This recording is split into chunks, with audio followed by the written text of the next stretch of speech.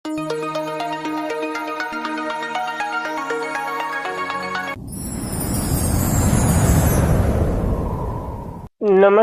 ગુજરાતના અધિકારી મિત્રો, આજે આપણે 10 માર્ચ 2026 નું મોસ્ટ ઇમ્પોર્ટન્ટ કરંટ અફેર સાથે સાથે જીકે અને જીએસ વિશે ચર્ચા કરવાના છે।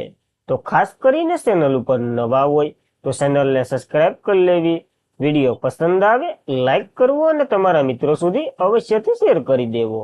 તો ચલીએ આજના ઇમ્પોર્ટન્ટ ક્લાસની આપણે શુભ શરૂઆત કરી દઈએ। તો આંતરરાષ્ટ્રીય મહિલા દિવસ 2026 આપણે ક્યારે મનાવ્યો છે? તો 8 માસે મનાવવામાં આવે છે। મોસ્ટ ઇમ્પોર્ટન્ટ દિવસ ગણી શકીએ, ઇમ્પોર્ટન્ટ છે તો યાદ રાખવો પડશે।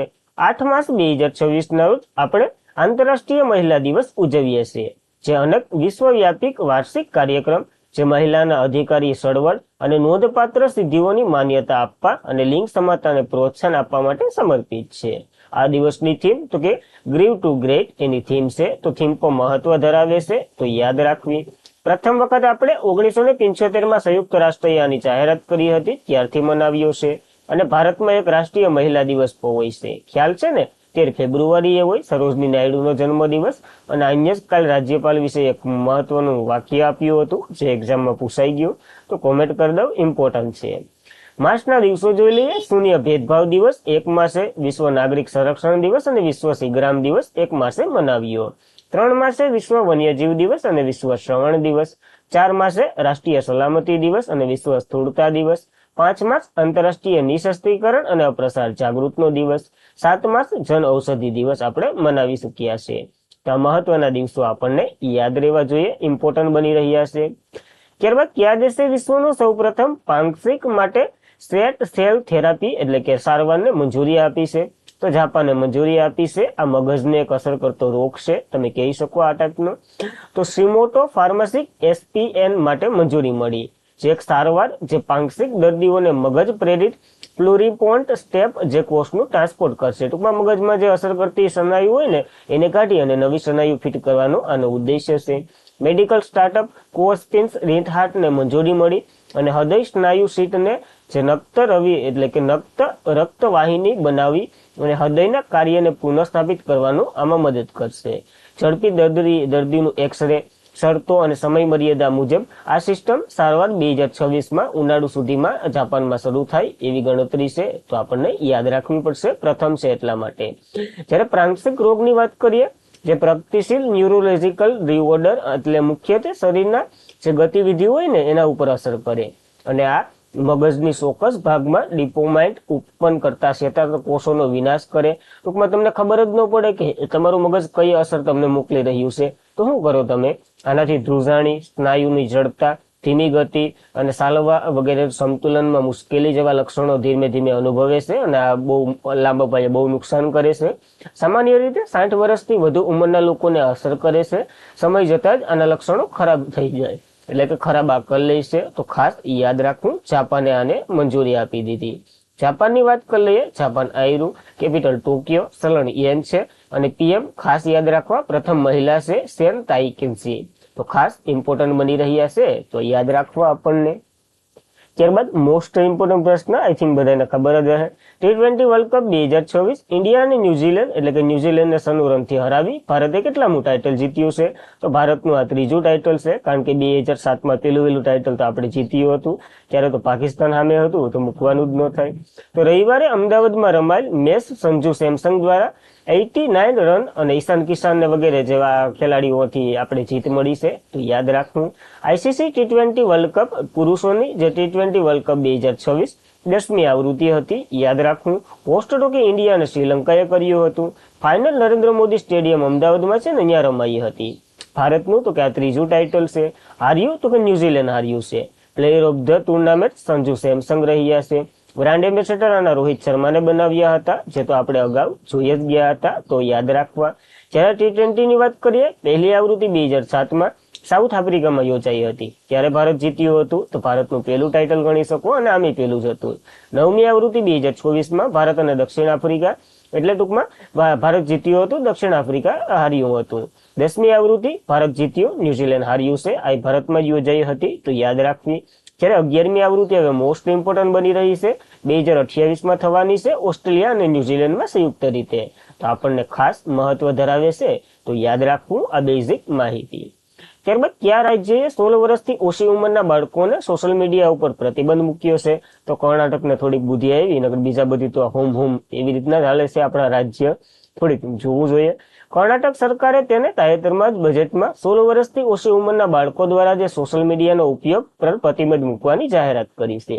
આંધ્રપ્રદેશ આવો કાયદો લાવવા તૈયાર થઈ રહ્યું છે. 13 વર્ષનું રાખવાનું છે, જ્યારે કર્ણાટકે 16 વર્ષ રાખ્યું છે. તો વર્ષો ખાસ ઇમ્પોર્ટન્ટ બનશે. આવી સેવાઓનો ઉપયોગ પ્રતિબંધ અને એક પગલું ભરવા તરફ તૈનાત થઈ રહ્યું છે કર્ણાટક. ભારતમાં જે બાળકો સોશિયલ મીડિયા પ્લેટફોર્મ દ્વારા થતી વિવિધ નુકસાનો આપણે જોયા હતા, ખાસ કરીને જે પોર્નોગ્રાફી અને જે ધમકીઓ અને વગેરે સાયબર ક્રાઇમ ને વગેરે થાય, એના લીધે બાળકોમાં વધતી જતી મોબાઈલની ઉપયોગને પ્રતિકૂળ રોકવા આના ઉદ્દેશ્ય 16 વર્ષથી ઓછી ઉંમરના બાળકો સોશિયલ મીડિયા ઉપર પ્રતિબંધ મૂકવામાં આવી રહ્યો છે. તો ખાસ ઇમ્પોર્ટન્ટ બની રહ્યું છે. હાલ તો કર્ણાટક, આંધ્રપ્રદેશ જ્યારે કાયદો લાવશે ત્યારે આંધ્રપ્રદેશ વિશે ભણી લેશું, તો હાલ પૂરતી કર્ણાટકને યાદ રાખવું. જ્યારે આ બધા દેશોની વાત કરી લઈએ, ઓસ્ટ્રેલિયા તો કે 16 વર્ષથી ઓછી ઉંમરના બાળકોમાં સોશિયલ મીડિયા પર પ્રતિબંધ મૂકી ચૂક્યો છે. ન્યુઝીલેન્ડ તો કે 16 વર્ષથી ઓછી ઉંમરના બાળકો પર પ્રતિબંધ મૂકી ચૂક્યો છે. ફ્રાન્સે તો એના વર્ષ યાદ રાખવું, 15 વર્ષથી ઓછી ઉંમરના બાળકો માટે. સ્પેન તો કે 16 વર્ષથી ઓછી ઉંમરના બાળકો માટે. ઇન્ડોનેશિયા તો કે 16 વર્ષથી ઓછી ઉંમરના બાળકો માટે હાલ જ પ્રતિબંધ મૂકી ચૂક્યું છે. અને સાઉથ કોરિયાએ તો કે ક્લાસમાં મોબાઈલ ન લઈ જવાની કીધું હતું, એવો કાયદો બહાર પાડ્યો છે. તો આ બધી દેશો આપણને યાદ રાખવા ઇમ્પોર્ટન્ટ બની રહ્યા છે એટલા માટે. ત્યારબાદ ભારતીય ભૂશાસ્ત્રી સર્વેક્ષણે તેમનો કેટલામો સ્થાપના દિવસ ઉજવી રહ્યું છે? તો 176 એટલે કે 176મો સ્થાપના દિવસ મનાવી રહ્યું છે. યાદ રાખવું, ભારતીય ભૂશાસ્ત્રીય સર્વેક્ષણ આજે તેમનો 176મો સ્થાપના દિવસ મનાવી રહ્યું છે. હૈદરાબાદમાં એક સમારોહમાં આયોજિત થઈ રહ્યું છે. વિશ્વનો બીજો સૌથી જૂની ભૂશાસ્ત્રીય સંગઠન તરીકે આ GSI ભારતીય ભૂ વૈજ્ઞાનિક વિકાસ અને રાષ્ટ્રના વિકાસના આધારસ્તંભ બની રહ્યું છે. એટલે ટૂંકમાં બહુ જૂનામાં જૂની સંસ્થા છે, તો યાદ રાખવું. હવે GSI એટલે જીઓગ્રાફિકલ સર્વેશન ઓફ ઇન્ડિયાનું ફૂલ ફોર્મ થાય છે. એની સ્થાપના 4 માર્ચ 1851માં થઈ હતી. તેની સ્થાપના ઈસ્ટ ઇન્ડિયા કંપની દ્વારા કરવામાં આવી હતી. ભારતના વૈજ્ઞાનિક એજન્સી તેનું કામ ભારતીય ભૂશાસ્ત્રીય સર્વેક્ષણ એવું રાખી દીધું છે અને આ ખનિજ સંસાધનનું અન્વેષણ કરે છે. આનું મુખ્ય મથક કોલકાતામાં છે. તો અલગ મુખ્ય મથક આવ્યું તો આપણને યાદ રાખવું પડશે. આના ડીજી તો કે એસિડ ફિલ્ડ છે. પ્રથમ ડીજી તો કે સોમસ ઓલ્હાન હતા, ત્યારે તો બ્રિટિશ અંતર્ગત હતું. તો પ્રથમ ભારતીય તો કે SS કૃષ્ણમ હતા. તો ખાસ મહત્વની સંસ્થા ધરાવે છે, કારણ કે જૂનામાં જૂની તમે કહી શકો, બ્રિટિશ કાળથી છે, તો આપણને યાદ રાખવી પડશે. ત્યારબાદ કયા રાજ્યએ પહેલીવાર GI ટેગ કરેલ કામબી આગલોગ એટલે કે આદુને નિકાસ કરી રહ્યું છે અને લંડન ખાતે મોકલાવી રહ્યું છે? તો આસામના GI ટેગ વાળી વસ્તુ છે, જે પ્રથમ બની રહી છે, એનો નિકાસ થઈ રહ્યો છે, તો યાદ રાખવું પડશે. GI ટેગ કામબી આંગલોગ આદુ જે લંડનમાં પ્રથમ વખત નિકાસ થવા આસામે કૃષિ અને નિકાસમાં એક મોટો સીમાચિહ્ન હાસિલ કર્યો છે. ક્રામ્બરી એંગ્લોગ જે જંજીર GI ટેગ 2015માં એને મળ્યો હતો. ગુવાહાટીના ખાનપરા સ્થિત કૃષિ ભગવાન આશ્રમ અને મુખ્યમંત્રીને વગેરે હાજરી અને આની લીલી ઝંડી આપી છે. તો આપણને ખાસ યાદ રાખવી પડશે, ઇમ્પોર્ટન્ટ બને છે. GI ટેગની વાત કરી લઈએ, geography indication of good tax એનું ફૂલ ફોર્મ થાય છે. આનું રજિસ્ટર એન્ડ પ્રમોશનિંગ એક્ટ 1999માં આવ્યો હતો. આપણે લાગુ 2003માં કર્યો હતો અને પેલું વેલું 2004માં એક પશ્ચિમ બંગાળનું દાર્જિલિંગની શાહ હતી ને, એને GI ટેગ આપ્યો હતો. ભારતમાં આની ઓફિસ તો કે ચેન્નઈ, તમિલનાડુ ખાતે આવેલી છે. જ્યારે ભૌગોલિક સંકેત ઉત્પાદન આપવામાં આવતા એટલે કે કોઈ ચોક્કસ પ્રદેશનું વખણાવ વસ્તુ હોય અથવા તો કોઈ વિશિષ્ટ લાક્ષણિકતા સાથે સંકળાયેલી હોય ને, એને આ GI ટેગ મળે છે. ભૌગોલિક સંકેત 10 વર્ષ માટે માન્યતા રહે છે, એટલે કે 10 વર્ષનો સમયગાળો હોય છે. સરકારે 2030 સુધીમાં 10,000 GI ટેગ પ્રાપ્ત કરવાનું લક્ષ્ય રાખેલું છે. હેન્ડીક્રાફ્ટ ઘરછોડું જે ગુજરાતનું અમદાવાદનું ખાસ કરીને ફેમસ હતું, એને મળ્યો હતો. અમદાવાદના સોદાગરી બ્લોક પેઇન્ટિંગને મળ્યો છે અને ગુજરાતની વડસાલી સિક્કુને પણ મળેલો છે. આ તમે PIQ ગણી શકો છો. ઇમ્પોર્ટન્ટ બની રહ્યા છે GI ટેગ, તો આપણને યાદ રાખવા પડશે. ત્યારબાદ કયા દેશનો પ્રથમ બ્લુ બોન્ડ જે ગિફ્ટ સિટીના MSEXI પર બેઠક એટલે કે બેવડી રીતે વિકસિત થયો છે એટલે કે જારી થયો છે? તો આ શ્રીલંકાનો બ્લુ બોન્ડ છે. તો ખાસ ઇમ્પોર્ટન્ટ બની રહ્યો છે. હવે બોન્ડ એટલે શું એ તો તમને ખબર જ છે. શ્રીલંકાનું પ્રથમ બ્લુ બોન્ડ DFCC બેંક દ્વારા જારી કરવામાં આવેલ એટલે કે R3 બિલિયન્સ ગિફ્ટ સિટી ખાતે NSE ઇન્ટરનેશનલ એક્સચેન્જની પર બેવડી રીતે લીઝિટ કરવામાં આવ્યો છે, એટલે કે લોન્ચ કરવામાં આવ્યો છે. Bharat international finance service centre અધિકારીએ ટ્રેડિંગ માટે સ્વીકારી અને આ પ્રથમ રીતે બોર્ડ થયો છે.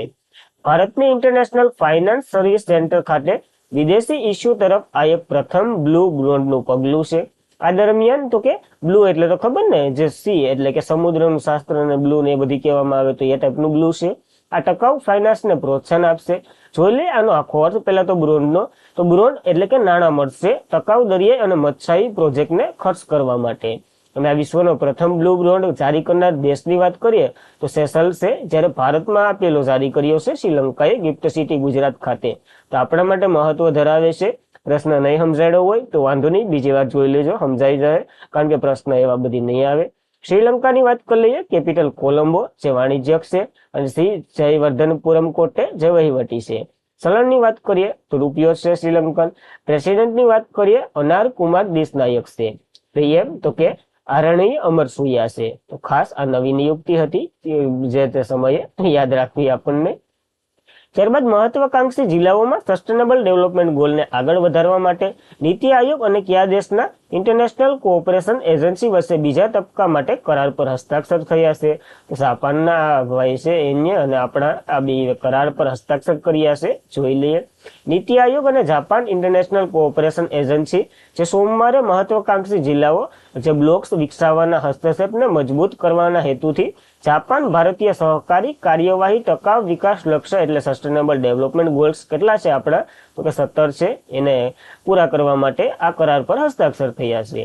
આ ટેકનિકલ સહાયના ઉદ્દેશ્ય 2030 સુધીમાં પાયાના સ્તરની જે આ 17માં શું છે તો ગરીબી, ભૂખમરણ, બેરોજગારી એવા વગેરે છે. તો યાદ રાખવા, પાણી ન મળતું હોય તો પાણી વગેરે.